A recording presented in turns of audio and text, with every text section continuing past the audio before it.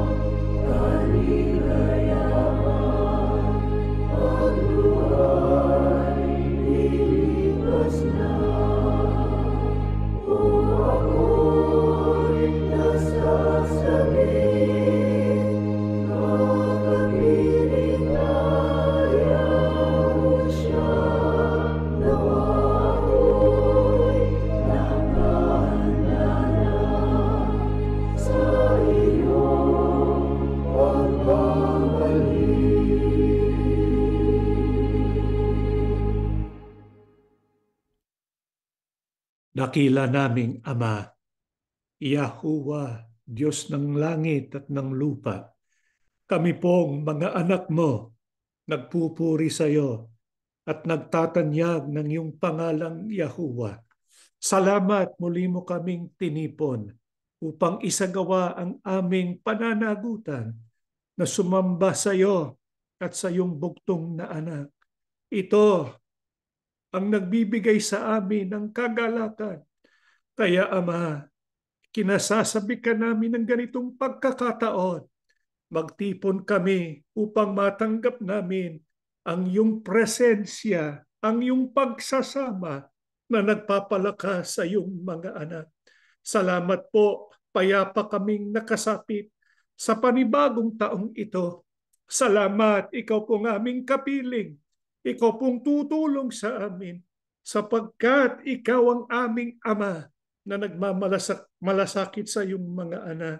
Panginoon na aming Yahushua, kami po ay pumupuri sa iyo. Sinasamba ka namin, dakilang hari, Masiyak namin. Sana po'y samahan mo ang iyong mga lingkod. Dagdagan po kami ng pananalig.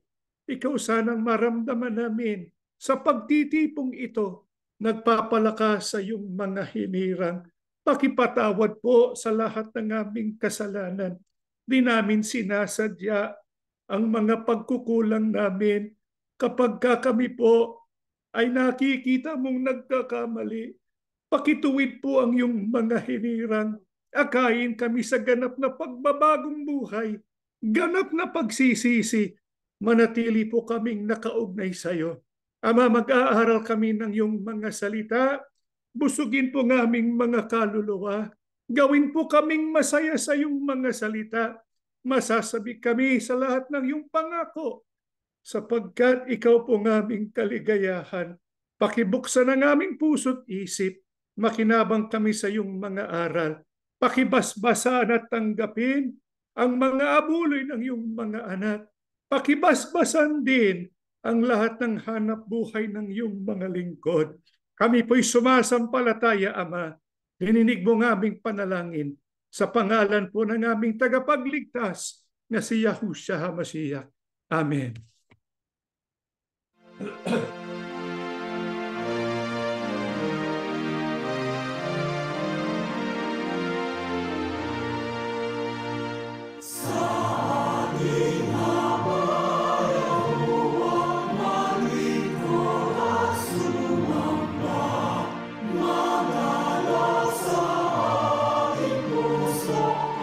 Soon.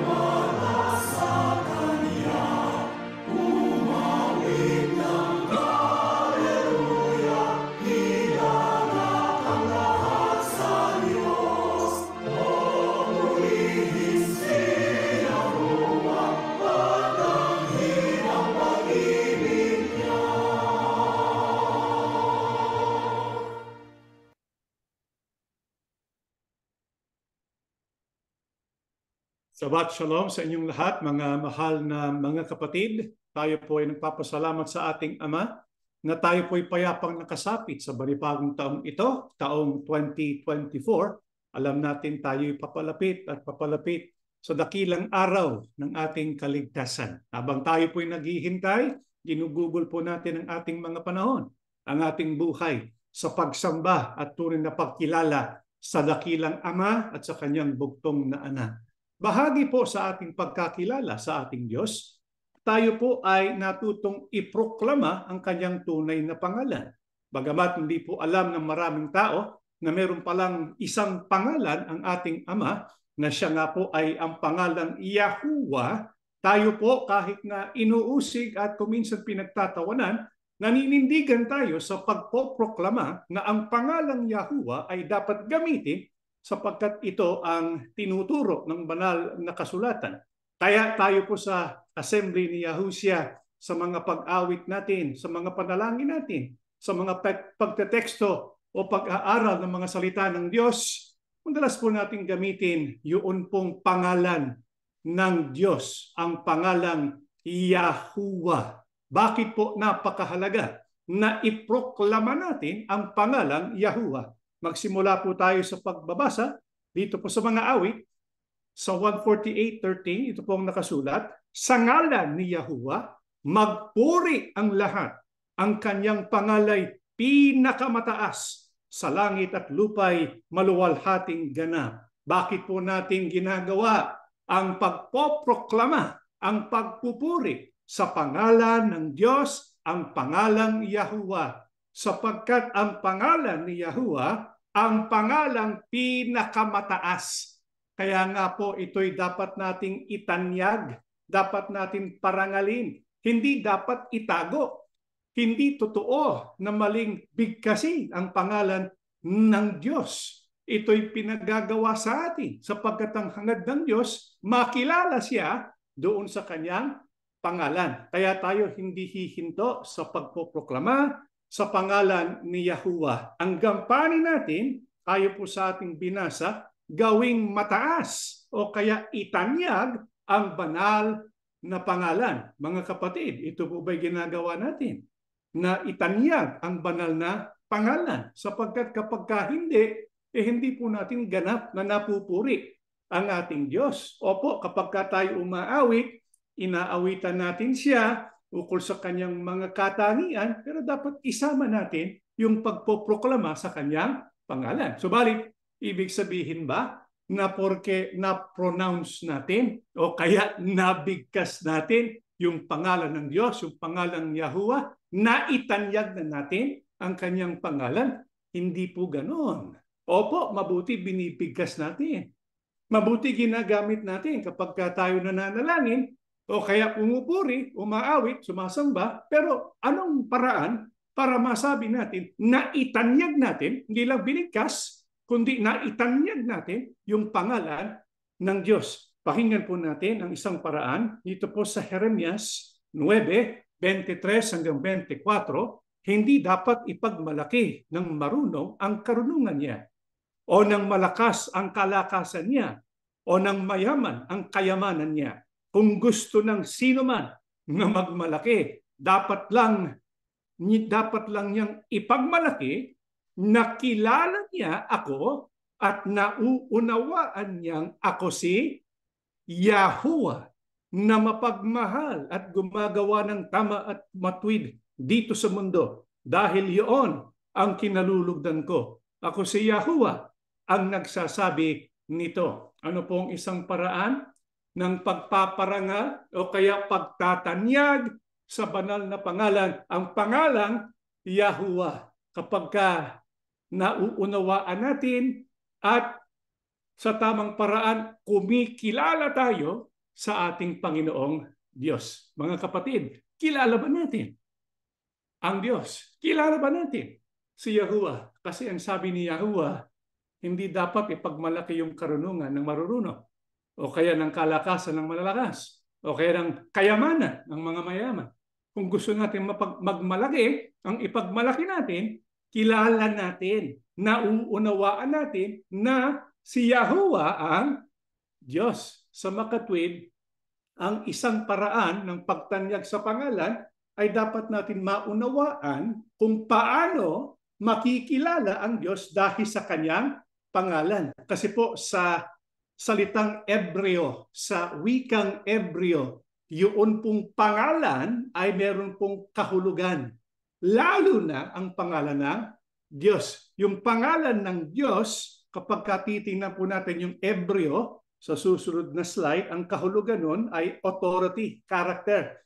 Naghahayag ang pangalan ng karakter o kaya katangian ng taong merong taglay ng pangalan na yon. Kaya kung gusto natin makilala, kung gusto nating maunawaan kung sino ang Diyos, kasi kapag nagtanong tayo, kilala mo bang Diyos? Siguro ang sasabihin ng marami, kilala ko po. Siya'y espiritu, di ba? Siya'y makapangyarihan sa lahat, tama po yun. Siya po'y Ama, tama po yun. Ano pa? Ang pagkakilala po ninyo sa Ama. Pero hanggang doon lamang, di ba? Hindi niya ganap na nauunawaan yung kanyang mga katangian. Kaya nga, napakagandang pag-aralan eh. Yung pong kahulugan ng pangalan ng Diyos. Sapagkat yung pangalan Yahuwah ay meron pong inihahayag na karakter o katangian ng tunay na Diyos na gustong ipakilala sa atin ng Ama. Kaya ano po ang pinagagawa sa atin? Ukol po sa pangalan na taglay ng Diyos. Dito po sa Malakyas 3 ang talatay 16, nang magkagayoy silang nangatatakot kay Yahuwah ay nagsang-usapan at pinakinggan ni Yahuwah at dininig at isang aklat ng alaala ay nasulat sa harap niya para sa kanila na nangatakot kay Yahuwah at gumunita ng kanyang pangalan. Ayon po sa ating binasa, natutuwa ang ating Panginoon Diyos sa mga lingkod niya na gumugunita sa kanyang pangalan. Kaya nga ang sabi, pinakikinggan ni Yahuwah at kanilang dinidinig. Meron pa ngang isang aklat na alaala na nasusulat sa harap niya. Sapagkat ang mga taong kumikilala sa pangalan, gumugunita sa pangalan, isang kahayagan na ginagalang nila. Meron silang banal na takot kanino? Kay Yahuwah.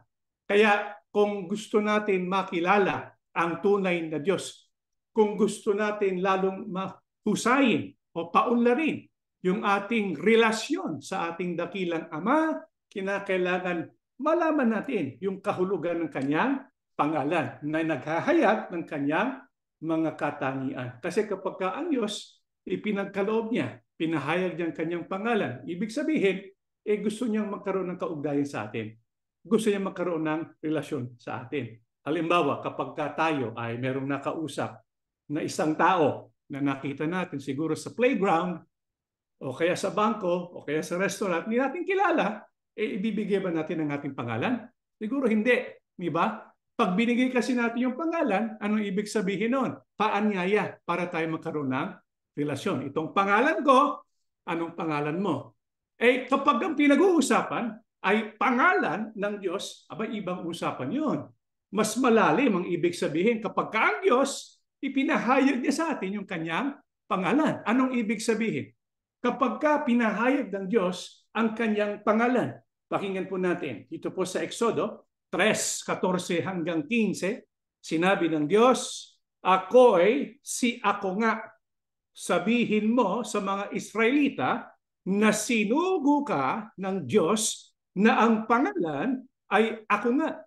Sabihin mo sa kanila na sinugo ka ni Yahuwah ng Diyos ng inyong mga ninuno, ang Diyos ni Abraham, Isaac at Jacob. At ito ang pangalang itatawag nila sa akin magpakailanman. Ang binasa po natin ukol po kay Moises at kung anong sasabihin niya sa mga Israelita na sa panahon na yon ay nasa pagkabihag sa Ehipto. Kaya anong ginawa ng Diyos? Dahil dininig niya yung tinig, yung mga panalangin ng mga taga-Israelita, sinugo niya si Moises. Moises, ikaw ang magdadala sa aking bayan. Kaya sinugo si Moises. Nag-aalala si Moises, paano kapag magtanong yung mga Israelita sa akin, anong pangalan niya? Anong sasabihin ko? Ano sabi ng Diyos? Sabi ng Diyos, itong sabihin mo, ako'y si, ako nga. Noong sabihin ng Diyos na siya si ako nga, o si ako nga, yun ang kahulugan ng kanyang pangalan. Anong kanyang tunay na pangalan? Yun nga pong nakasulat sa Tetragrammaton. Yod, He, Vav, He. Ano po yun? Yahuwah. Anong kahulugan ng pangalang Yahuwah? Ako'y si ako nga. Kaya kung gusto nating laliman ang pagkilala natin sa Diyos, dapat ay gunitain natin o kaya bulay-bulayin natin kung anong ibig sabihin ng ako'y si ako nga. Kasi ang Diyos, pinahayag niya yon kay Moises para sabihin sa Israel sapagkat merong gagawin ng Diyos. Alam niyo po kung ano yon? Makikipagtipan ng Diyos. Makikipagrelasyon ng Diyos sa Israel. Kaya pinahayag niya kay Moises, sabihin mo ang pangalan na dito ako itatawag magpakilanman ay ang pangalang Yahuwah. Anong kahulugan? Ako'y si ako nga. Kaya kung ating babasahin sa Biblia, kasi yun pong pangalan ng Diyos, susunod na slide, ay original na isinulat sa Ebreo. Yung salitang Ebreo, na ang ibig sabihin ng ako'y si ako nga, ay ahaya, asyar, ahaya. Kaya niyo po bang sabihin yun, mga kapatid? Ahaya, asher, ahaya. Anong ibig sabihin nun sa Tagalog? Ako'y si ako nga. Anong katumbas nun sa Ingles? I am who I am. Dito po, pinakikita sa atin ni Yahuwah yung kahulugan ng kanyang pangalan. Binubuo ng salitang haya. Ahaya, asher, ahaya. Ano po yung salitang ahaya? Anong ibig sabihin nun? Saan ba nanggaling yun? Kung titingnan natin, yun pong manuskritong Ebreo. Next slide. Doon po sa dilaw na box, yun po yung ahaya, asyar, ahaya. Next slide. Kaya yun pong dalawang minarkahang pula, yun ang ahaya, kaya magkapareho. May connecting word, asyar, ibig sabihin who. I am who I am. Next slide. Kaya nandoon po yung katumbas sa Ingles ay yung yung ahaya, asyar, ahaya. Sa makatwid, yung pangalan ni Yahuwah na ibig sabihin ahaya, asyar, ahaya, binubuo mainly ng salitang Ebreo na haya. Yun ang root word ng pangalan. May kahulugan yun. Ano pong kahulugan ng root word na haya? Next slide. Yan po yung root word. Ano pong mga kahulugan ng root word na haya? Dito po sa next slide. Ang isang kahulugan, kung mapapansin po ninyo, maraming kahulugan yan eh. Hindi lang isa. Kaya makikita natin maraming kahulugan ang pangalan ng Diyos. Kaya dapat natin malaman lahat nun sapagkat kasama yan sa pagbubulay-bulay sa pangalan ng Diyos para makilala natin kung sino siya. Yung katangian niya, yung karakter niya, para lalo tayong maging malapit sa Kanya. Yun ang kahalagahan ng pagbubulay-bulay sa pangalan ng Diyos. Ang isa dyan, to be, to exist, to be in existence. Ibig sabihin, ang Diyos, siya po ang lumalang, siya po yung sariling umiiral. Tama po ba yun? Sariling umiiral. Ano yun sa Ingles? Self-existing one. Ibig sabihin, walang lumikha sa Kanya. Anong katunayan na tamang interpretasyon yon na ang tunay ni Diyos ay walang pinagmulan. Hindi po siya nilikha. Dito po sa awit 91-2, Yahuwah, ikaw ay naging tahanan dako namin sa lahat ng salit-saling lahi bago nalabas ang mga bundok o bago mo nilikha ang lupa at ang sanlibutan mula nga ng walang pasimula hanggang sa walang hanggan, ikaw ang Diyos. Ang Diyos po eternal. Anong ibig sabihin? Wala po siyang pasimula. Kung wala siyang pasimula, sarili siyang umiiral. Siya lang ang may katangiang ganon. Lahat mga anghel, Panginoong Yahusya, sila po ay nilikha nino ng Panginoong Yahuwah. Pero sinong lumikha kay Yahuwah? Wala. Kasi kapag meron, hindi po siya tunay na Diyos. Sapagkat ang tunay na Diyos merong pangalang Yahuwah. Ako nga. Nang ibig sabihin, siya po'y merong sariling pag-iiral. Ibig sabihin, self-existing siya. Hindi lang yon, siya yung self-existing one na lumikha ng lahat ng bagay.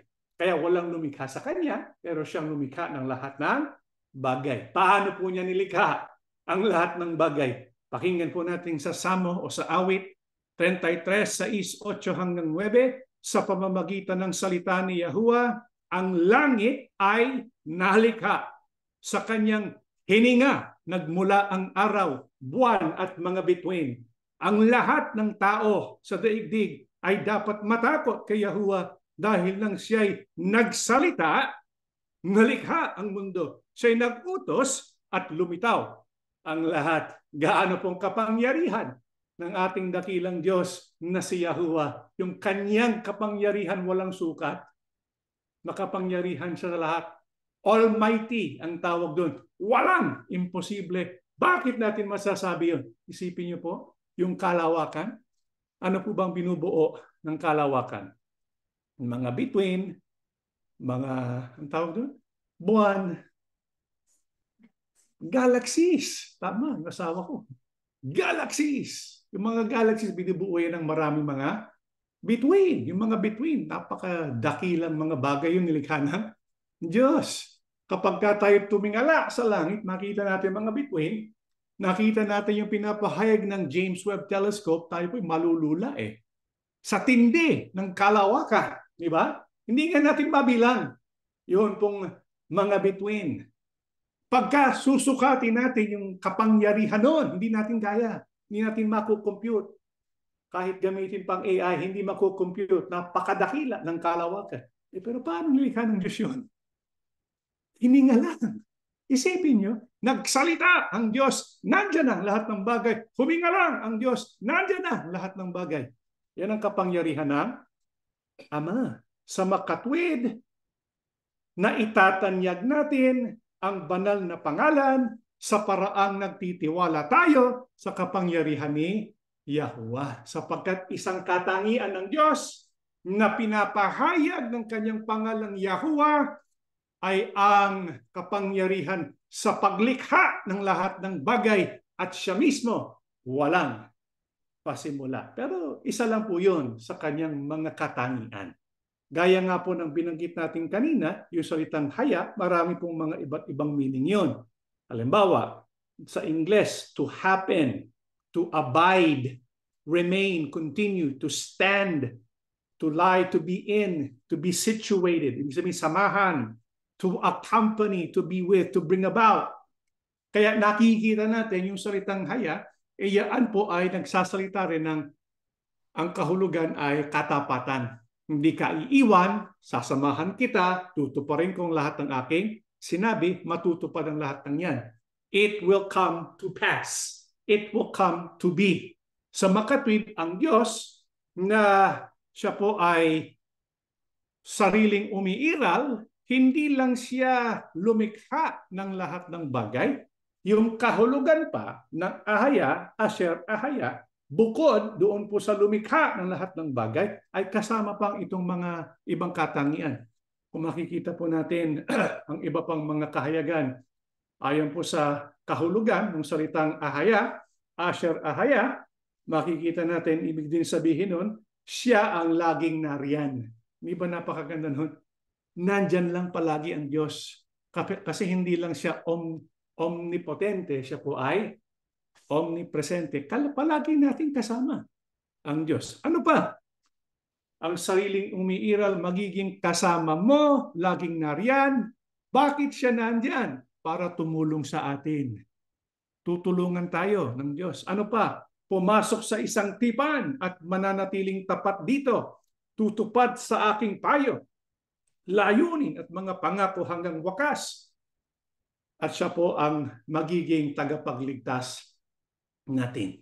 Kaya kung titingnan po natin yung kahulugan nung Ahaya, Asher Ahaya, nakikita natin, hindi lang po naghahayag ng kapangyarihan ng Diyos, naghahayag din ng kanyang katapatan at ng kanyang pag-ibig. Sa makatwid, na itatanyag din natin ang banal na pangalan sa paraang nagtitiwala tayo hindi lang sa kanyang kapangyarihan at pati na rin sa lahat ng kanyang katangian, yung kanyang pag-ibig at katapatan. Saan pa ipinahayag ng Diyos ang kahulugan ng kanyang pangalan? Na doon matututunan natin yung kanyang mga napakagandang mga katangian.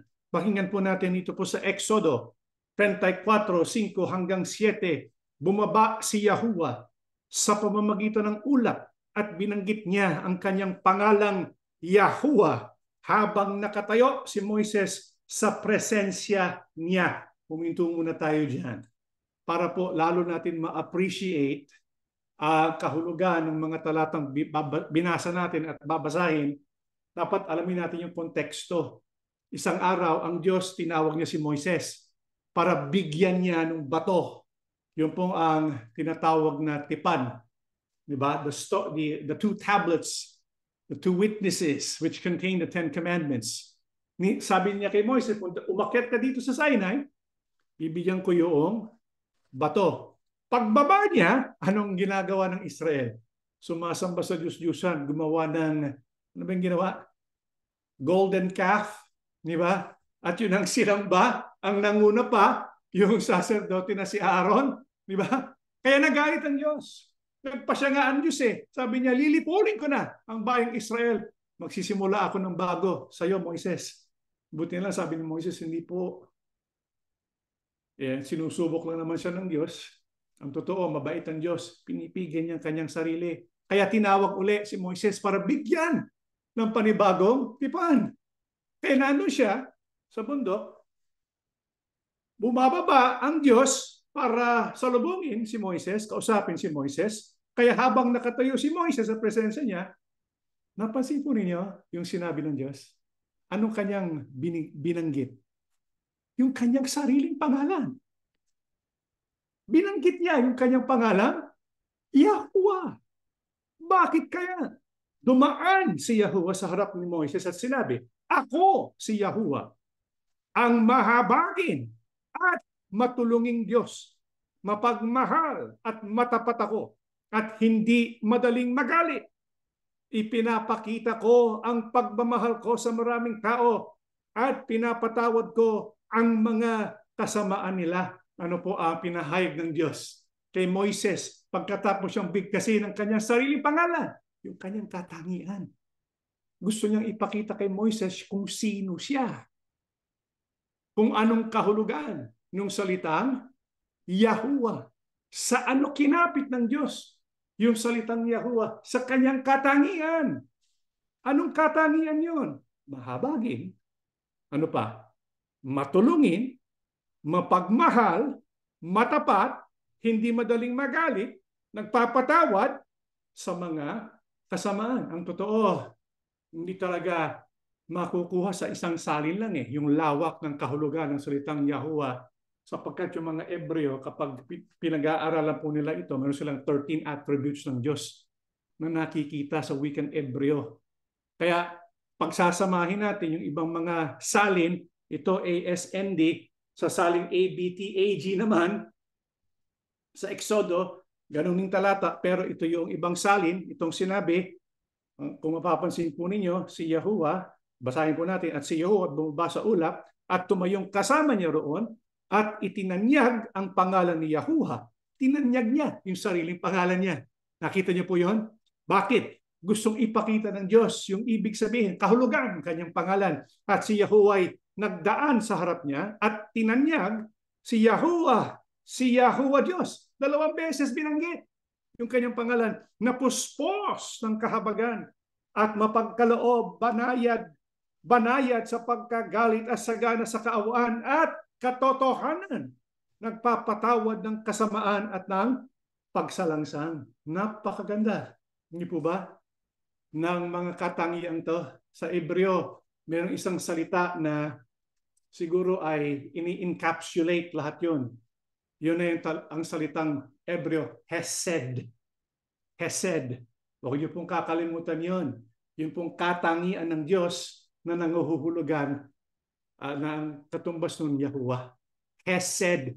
sapagkat yun ang nilalaman ng Hesed ay ang mga katangiang pag-ibig, katapatan, masagana sa awa, nagpapatawad, sagana sa katotohanan.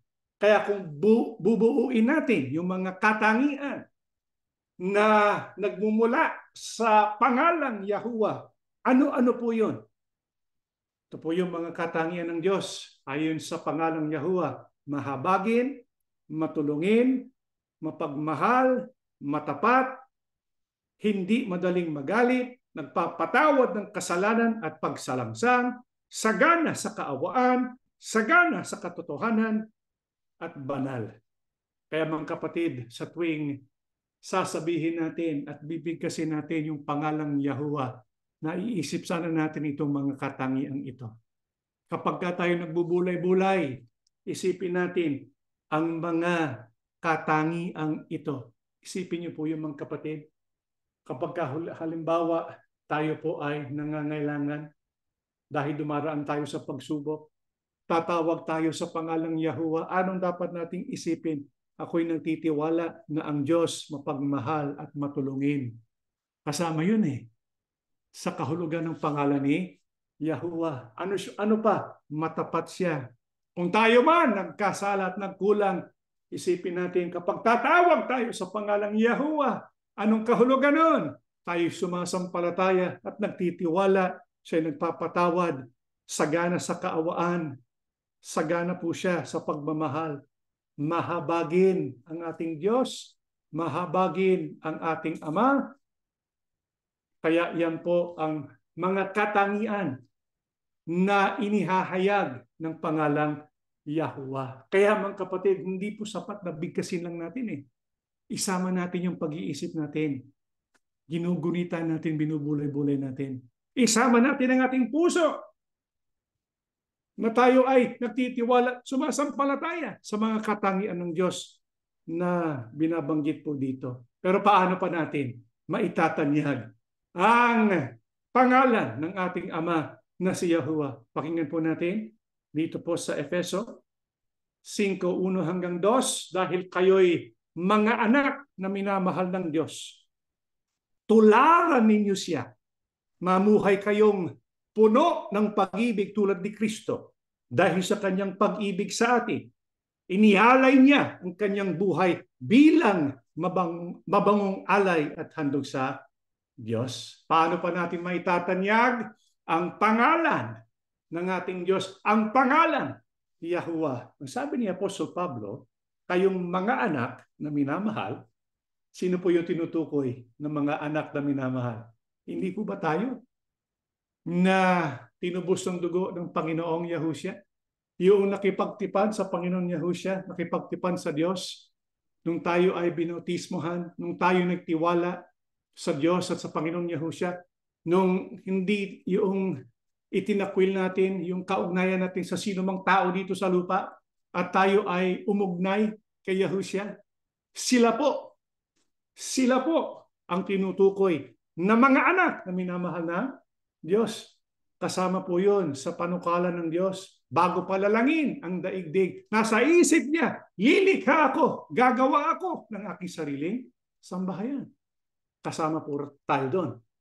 Kaya ang tawag sa atin mga anak, mga adopted sons and daughters. Tayo mga anak ng Diyos. Kayo po ba'y naniniwala na kayo po'y mga anak ng Diyos? Tayo po'y sumasampalataya sa bisa ng dugo ng Panginoon Yahushua. Tayo po'y naging mga anak ng Diyos. Kaya kung tayo po'y sumasampalataya, tayo po'y anak ng Diyos.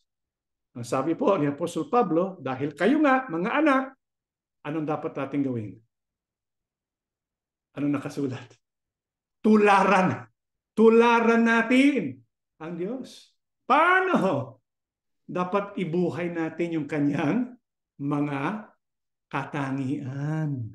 Napakaganda ng mga katangian ng Diyos na dapat din natin buhayin.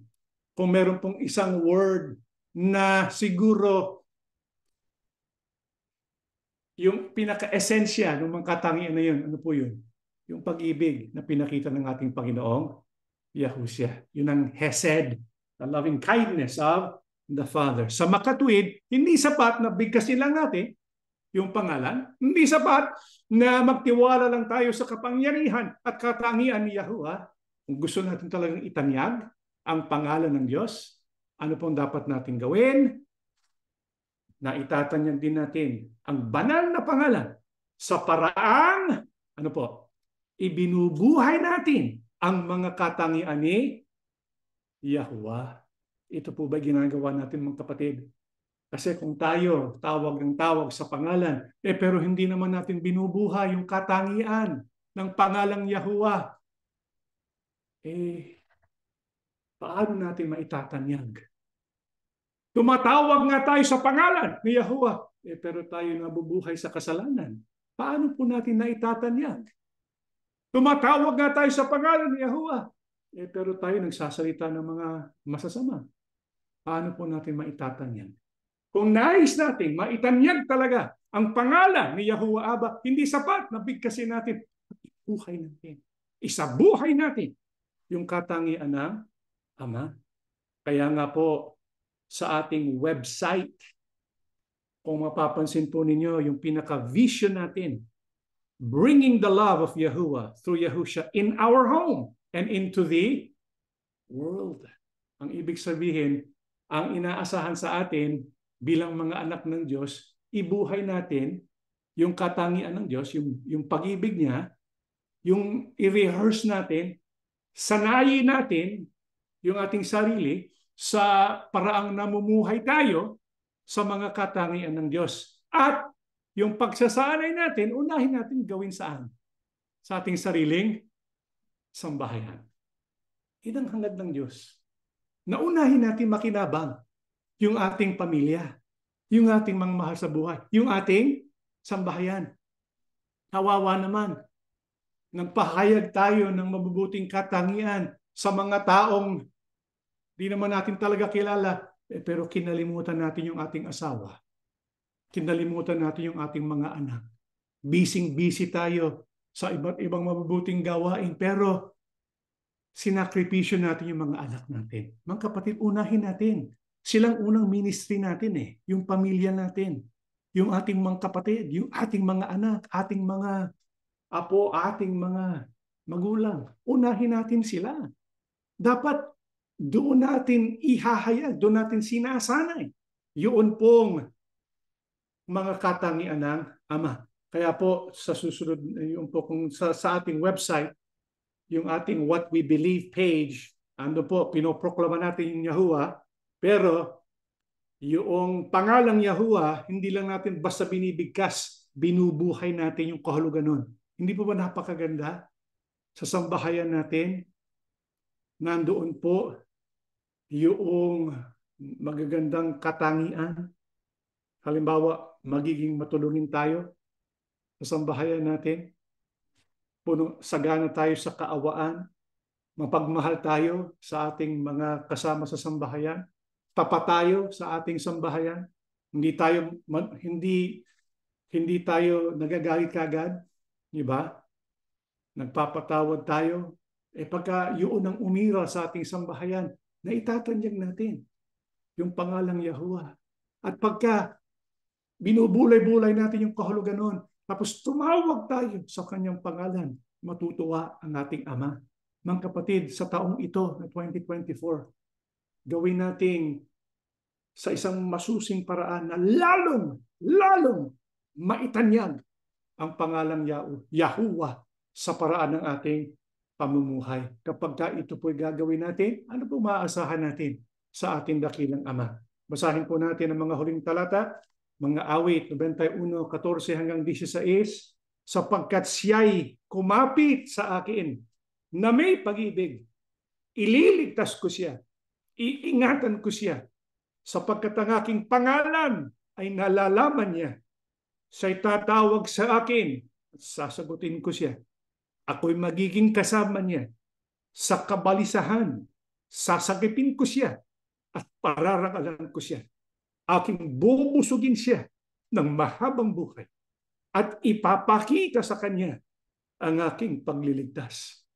Mga kapatid, natutuwa ang Diyos nagagalak ang Diyos sa mga anak niya na kumikilala sa Kanya at nagpapahalaga sa Kanyang pangalan. Kung makikita sa atin na ginagawa natin ang lahat ng ating magagawa upang itanyag ang Kanyang pangalan, hindi po yun kalilimutan ng Ama. Nasa isip yun ng Ama. At ang hangad ng ating dakilang Diyos, gaya po ng binasa natin sa talatang ito, gagawin niya ang lahat para tayo ay iligtas niya at tuparin ang napakagandang mga pangakong ito. Hindi po ba napakaganda ng mga pangakong binigay sa atin ng Diyos? Kung tayo sumasampalataya na ang pangalan niya Yahuwah, lahat ito sampalatayanan at pagtiwalaan natin. Ang sabi ng ating dakilang Ama, kapag tayo tatawag, sasagutin tayo. Hindi ba kailangan natin yun sa panahon ngayon? Kapag tayo po ay nasa gitna ng kabalisahan, siya po'y sasamahan natin, sasamahan tayo, sasagipin tayo, at pararangalan tayo. Bubusugin tayo ng mahabang buhay at ipapakitang kaligtasan. Kaya mga kapatid, wag po tayong pumayag na itago yung pangalan ng ating Ama. Itanyag natin yun sa paraan tayo ay kumilala, tayo ay sumampalataya at magtiwala at isabuhay natin ang kahulugan ng katangian ng Diyos dahil po sa Kanyang pangalan. Yan po ang ating leksyon. Tayo po'y tumayo at tayo po'y mananalangin. Dakila naming Ama, Yahuwah, dakilang Diyos mula sa langit. Salamat, pinagkaloob mo na maunawaan namin ang kahulugan ng iyong pangalan.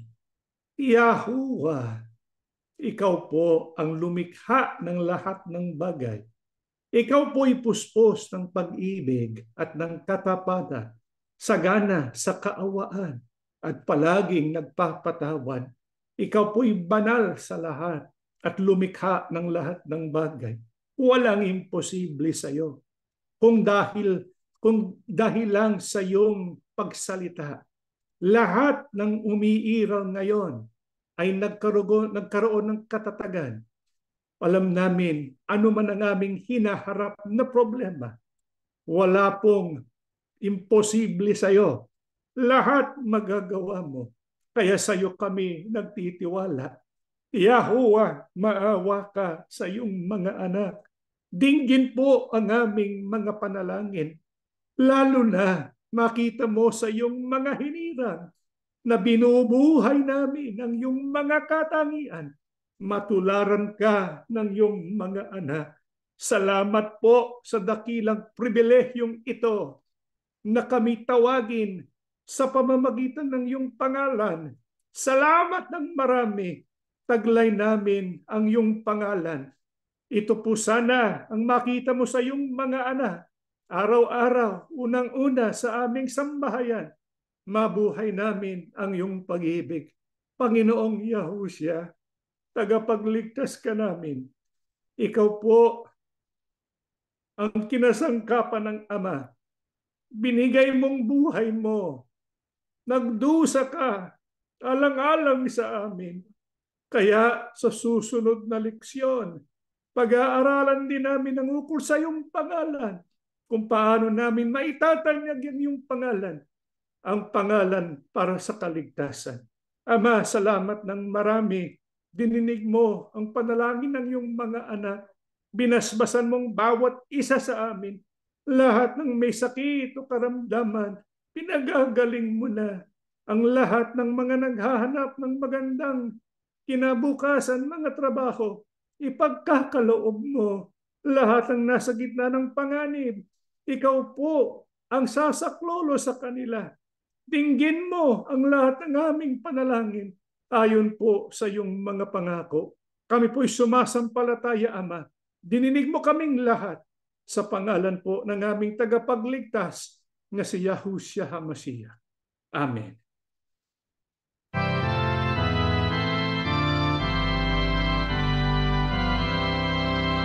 Dinggin mo, Yahshua, si Yahuwah ay ang malalim.